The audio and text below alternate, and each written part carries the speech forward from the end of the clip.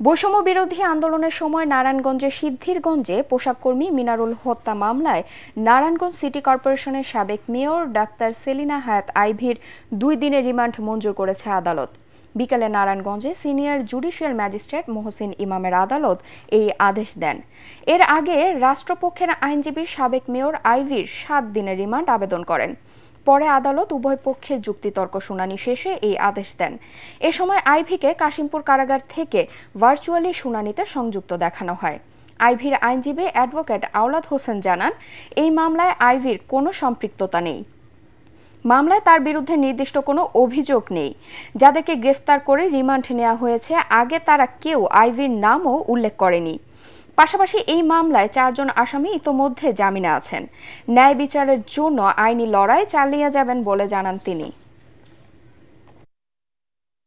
বিজ্ঞ আদালত আমাদের সমস্ত বিষয় সাবমিশন নেয়নি, আমাদের বক্তব্য সেখানে উপস্থাপন করার সুযোগ দেয়নি।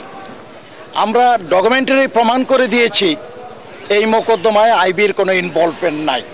মিনারুলকে গুলি করে হত্যা করেছে আসামি এজাহারে বলা হয়েছে, কিন্তু বিজ্ঞ ম্যাজিস্ট্রেট আদালতে 25/7/2024 25 ইংরাজি তারিখে আয়ু ভিকটিমের ময়না তদন্তের দরখাস্ত দিলে বিজ্ঞ আদালত মঞ্জুর করেন এবং সেই সার্টিফিকেট গভর্নমেন্ট থেকে ইস্যু হয়েছে।